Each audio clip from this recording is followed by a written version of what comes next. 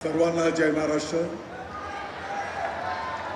चौथ्या विश्व मराठी संमेलनाच्या निमित्ताने आज मंचावर उपस्थित आपल्या महाराष्ट्राचं, आपल्या देशाचं भूषण सन्माननीय निवृत्त न्यायाधीश माननीय भूषणजी गवई साहेब, या कार्यक्रमाला खास उपस्थित असलेले विधान परिषदेचे सन्माननीय सभापती रामजी शिंदे साहेब, विधानसभेचे सन्माननीय अध्यक्ष माननीय ॲडव्होकेट राहुलजी नार्वेकर साहेब,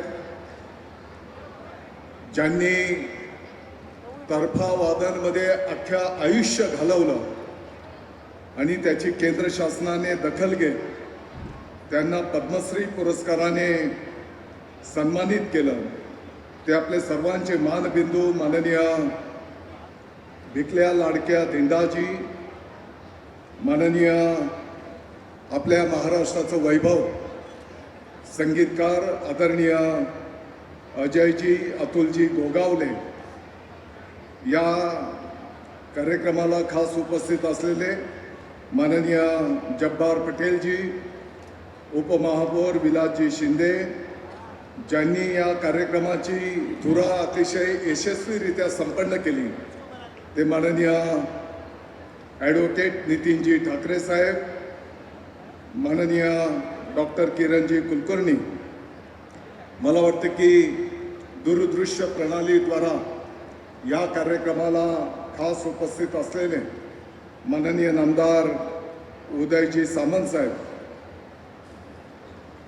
संपूर्ण देशभरातून, देशाच्या बाहेरून आणि सर्व नाशिककर गेली 3 दिवस या संमेलनाला यशस्वी करण्यासाठी ज्यांनी परिश्रम घेतले, ज्यांनी उपस्थिती लावली, ते सर्व सन्माननीय नाशिककर बंधू भगिनी आणि उपस्थित माझ्या मित्रांनो, सर्वप्रथम तर मी सर्व नाशिककरांच्या वतीने माननीय नामदार उदयजी सामंत साहेबांचा आभार व्यक्त करतो की या मराठी विश्व संमेलनाची जबाबदारी त्यांनी नाशिकवर दिली आणि सर्व नाशिककरांचं मी अभिनंदन करतो की गेली 3 दिवस हे विश्व संमेलन तुमच्या अथक कष्टातून या ठिकाणी यशस्वी झालंय, त्याबद्दल मी तुमचं सगळ्यांचं अभिनंदन करतो, आभार व्यक्त करतो। मला या गोष्टीची स्पष्टपणे जाणीव आहे की आपण तर नेहमीच भेटत असतो, बोलत असतो, खऱ्या अर्थाने पाहुण्यांना आपल्याला आज या ठिकाणी ऐकायचं आहे आणि म्हणून नाशिक म्हटलं तर प्रभू श्रीरामचंद्रांच्या पवित्र पदस्पर्शाने त्यांच्या या ठिकाणी पदस्पर्शाने ही पवित्र भूमी, छत्रपती शिवाजी महाराजांच्या पदस्पर्शाने ही पवित्र भूमी आणि या भूमीने अनेक कलावंत, अनेक कलाकार, वेगवेगळ्या क्षेत्रातले अनेक थोर जन्माला घातलेले आहेत आणि मला वाटतं की आज आपण सर्वजण साक्षात कवी कुसुमाग्रजांच्या या पवित्र भूमीमध्ये हे 4थं विश्व मराठी संमेलन या ठिकाणी संपन्न करतो आहोत। मला वाटतं की 2027 मध्ये आपल्या नाशिक त्र्यंबकेश्वरला कुंभमेळा संपन्न होणार आहे आणि गेली 3 दिवस विश्व मराठी संमेलनाच्या माध्यमातून हा मराठी मेळा, कुंभमेळा संपन्न झाला असं म्हटलं तर काय वावगं ठरणार नाही आणि म्हणून या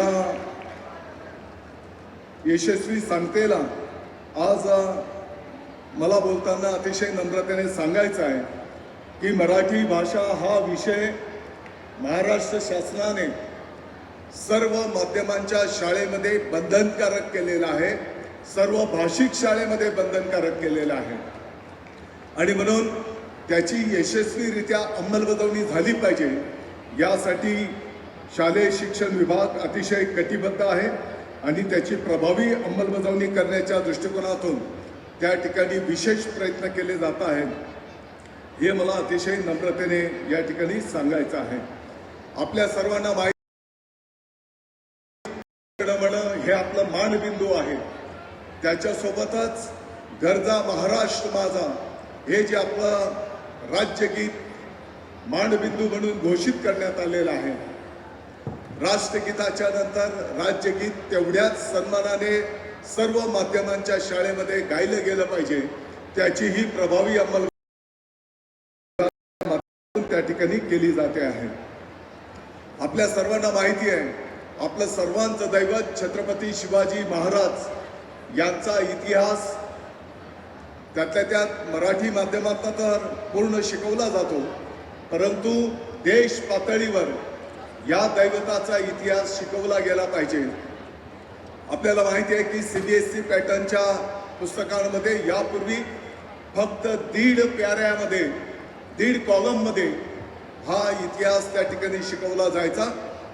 पाठीमागच्या 6 महिन्यापूर्वी माननीय केंद्रीय शिक्षण मंत्री आदरणीय धर्मेंद्र प्रधान साहेबांच्याकडे माननीय मुख्यमंत्री महोदय, माननीय उपमुख्यमंत्री महोदयांच्या आदेशानुसार राज्याचं शिष्टमंडळ आम्ही भेटलो आणि छत्रपती शिवाजी महाराजांचा सविस्तर इतिहास हा देशव्यापी शिकवला गेला पाहिजे अशा प्रकारची मागणी केल्याच्या नंतर केंद्रीय शिक्षण मंत्री आदरणीय धर्मेंद्र प्रधान साहेबांनी त्याला तात्काळ त्या क्षणीच मान्यता दिली आणि बैठक झाल्याच्या नंतर अर्ध्या तासामध्येच स्वतः ट्विट करून की छत्रपती शिवाजी महाराजांचा इतिहास हा देशव्यापी शिकवला जाण्याचं भाग्य आपल्याला त्या ठिकाणी लाभणार आहे.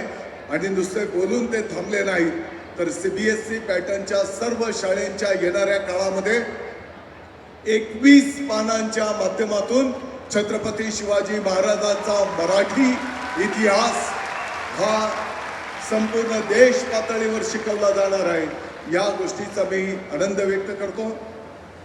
मला वाटतं की मी वेळेचं भान ठेवतो.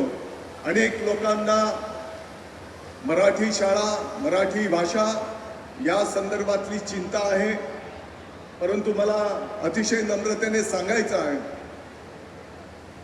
काही लोक खूप बोलतात, काही लोक खूप विचार करतात, मंथन करतात. काही लोक बोलतात हे असं व्हायला पाहिजे, तसं झालं पाहिजे. काही लोक खूप विचार करतात, विचारवंत आहेत, ते बोलतात नाही असं झालं पाहिजे, तसं झालं पाहिजे. परंतु जेव्हा काही करण्याची वेळ येते तर तेव्हा काहीच करत नाही. साधारणपणे हिंदीमध्ये असं बोललं जात आहे, कुछ लोग बहुत बोलते हैं, कुछ लोग बहुत सोचते हैं, लेकिन जब कुछ करने का वक्त आता है तो कोई कुछ नहीं करता. मला सांगायचं आहे, मराठी भाषा, मराठी शाळेंच्या विषयी आपल्या सर्वांना आदर आहे. मराठी भाषेमधली पटसंख्या जी घटते आहे ही आपल्या सर्वांच्या समोर चिंतेचा विषय आहे. परंतु नुसतं बोलून, नुसतं विचार मंथन करून चालणार नाही, तर त्याची प्रॅक्टिकल, प्रत्यक्ष त्याची अंमलबजावणी आपल्याला करावी लागणार आहे. आणि म्हणून मी आपल्याला विनंती, आवाहन करतो की हे मराठी जर आपल्याला टिकवायचं असेल, मराठी वाढवायचं असेल, तर आपण स्वतःच्यापासून सुरू करा. आपल्या घरातील नातवंड असतील, आपल्या घरातली मुलं असतील, तर त्यांना मराठी शाळेमध्ये प्रवेश देऊन मराठीच्या विषयी प्रेम आपण व्यक्त करा. एवढीच विनंती मी या कार्यक्रमाच्या निमित्ताने करतो. आपण काळजी करू नका, मराठीच्या विषयी आस्था असलेलं आपलं सरकार आहे. माननीय मुख्यमंत्री महोदय देवेंद्रजी फडणवीस साहेब, माननीय उपमुख्यमंत्री महोदय एकनाथजी शिंदे साहेब, ज्यांच्या जिव्हाळ्याचा मराठी विषय आहे. आणि म्हणून आदरणीय तत्कालीन अजितदादा पवार साहेब, आत्ताच्या घडीला आदरणीय सुनेत्राताई पवार साहेब यांच्या या शासनाच्या माध्यमातून मराठी शाळा टिकल्या तर पाहिजेच. परंतु मी आपल्याला आश्वस्त करतो, मी आपल्या सर्वांना विनंती, आवाहन करणार आहे, आदरणीय कुसुमाग्रजांच्या भाषेमध्ये जर सांगायचं झालं आणि आदरणीय कुसुमाग्रजांच्याच या पुण्यनगरीमध्ये हे आपलं मराठी विश्व संमेलन संपन्न होत असताना कुसुमाग्रजांच्या 2 ओळी आहेत. मोडून पडला संसार तरी मोडला नाही कणा, पाठीवरती हात ठेवून फक्त लढ बना असे आशीर्वाद जर आपल्या महाराष्ट्राने दिले तर मी आपल्याला अस्वस्थ करू इच्छितो. येणाऱ्या वर्षभरामध्ये शालेय शिक्षण विभागाच्या माध्यमातून प्रत्यक्ष कृतीच्या माध्यमातून आम्ही असं कार्य संपन्न करून दाखवू की येणाऱ्या पुढच्या वर्षी 27-28 मध्ये मराठी शाळेंचा भरभराट आपल्याला झालेली दिसेल. इतर माध्यमांच्या शाळेतले विद्यार्थी पालक त्यांच्या पाल्यांना तिकडनं विड्रॉल करून म्हणजे तिकडनं काढून मराठी शाळेमध्ये प्रवेश होताना आपल्याला त्या ठिकाणी दिसून येतील. हा विश्वास मी तुम्हाला देतो. आज मंचावर सर्व सन्माननीय अतिशय देश पातळीच्या पासून तर देशाच्या बाहेरही ज्यांचा मान सन्मान नावलौकिक आहे ते सर्वजण या ठिकाणी आलेत. त्याबद्दल सर्व नाशिककरांच्या वतीने या सर्व महानुभावांचं मी या ठिकाणी स्वागत करतो, आभार व्यक्त करतो.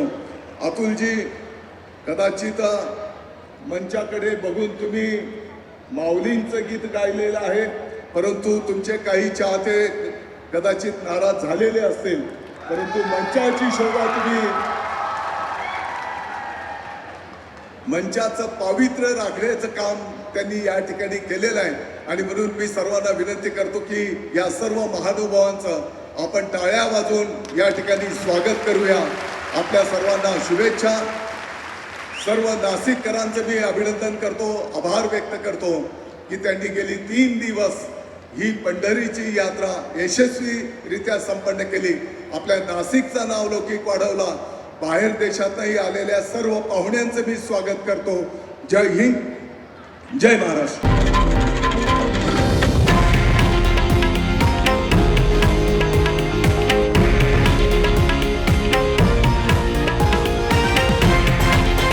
हे आहे देशातील नंबर 1 न्यूज नेटवर्क आणि आपण पाहत आहात TV9 मराठी, एकमेव.